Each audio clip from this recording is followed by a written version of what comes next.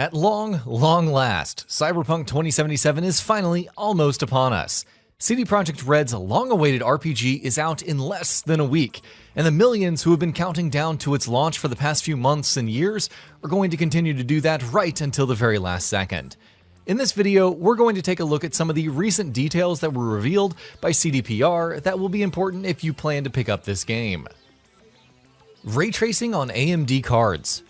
Cyberpunk 2077 has been touting its ray tracing support on PC with NVIDIA cards for a while now.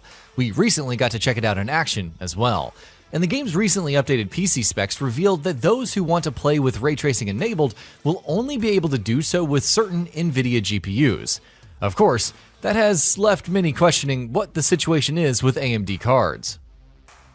As per CD Projekt RED's global community lead Marcin Momot, though Cyberpunk 2077 won't support ray tracing on AMD cards at launch, that is a feature that will be added later. Momot said in a response to a question on Twitter regarding the same that CDPR is currently, quote, working together with AMD, and that the developer will, quote, introduce this feature as soon as it can. Stadia pre-order. After a few high-profile delays, it seems Cyberpunk 2077 is almost here. Feels like I've read that more than a few times at this point. The much-anticipated new game from CD Projekt RED is set to come out in less than a week.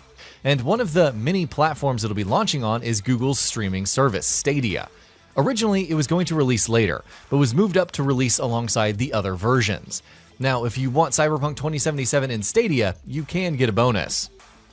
On the game's Stadia official listing, it states that if you pre-order the game on Stadia, you get the Premier Edition for free. That includes a Stadia controller, as well as a version of Chromecast that supports the service.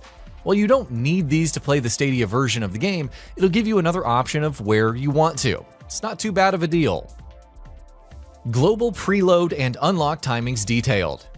CDPR have now confirmed exactly when that countdown will end depending on what platform you'll be playing on and where you'll be playing. On consoles, Cyberpunk 2077 will unlock at midnight local time no matter where you are, so that's easy enough. On PC and Stadia, however, the game will unlock simultaneously across the globe at midnight GMT. To help you figure out what that means for your local time, you can check out CDPR's tweet. Meanwhile, preload timings have also been confirmed. Preloads are live now on Xbox One already, while they will be available for PlayStation players 2 days before the game's launch. Of course, if you're planning on playing the game on a physical copy, none of this will apply to you. You might even get your copy early. If you do, CDPR has a special request for you. CD Projekt RED asks that you don't stream your early copies of Cyberpunk 2077. Photo mode.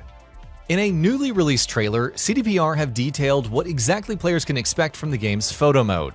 From your character's poses and expressions, to effects such as depth of field and blur, to being able to choose between various frames and stickers, and much more.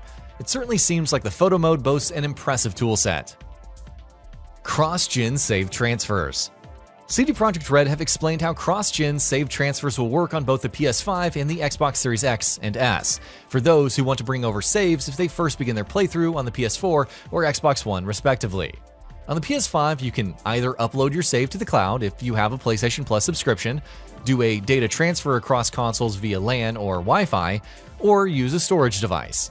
Meanwhile, on the Xbox Series X and S, all you need to do is be online on your Xbox One to make sure your saves are being uploaded to the cloud, or you can transfer your saves across the same network. DLC and expansions. The game is set to have a lot of post-launch DLC, both of the free and paid type. While we knew that material had been delayed when the main game got pushed back, it was still initially planned for some of it to be unveiled just before the game's launch. As CDPR President Adam Kaczynski detailed in the most recent earnings call that they will now wait to reveal information about that until post-launch at a later date, in similar fashion to the game's multiplayer. Thanks to Seeking Alpha for transcribing. Quote, the initial plan was to do it before release, but after the recent delay, we decided to wait for the release to provide gamers with the game and then start talking about future projects. So, after release. It's probably a wise enough strategy to just focus on getting the base game out for now, considering how long it's been and the delays already. Base PS4 and Xbox One versions. Whether or not Cyberpunk 2077 will be able to hit an acceptable level of performance on the base PS4 and Xbox One is something that many have been concerned about for a while now. CD Projekt RED themselves, who were intent on releasing a 90+ Metascore game, delayed the game by 3 weeks to optimize it further on the base consoles. So with that delay under their belt, how is the game now performing on the machines?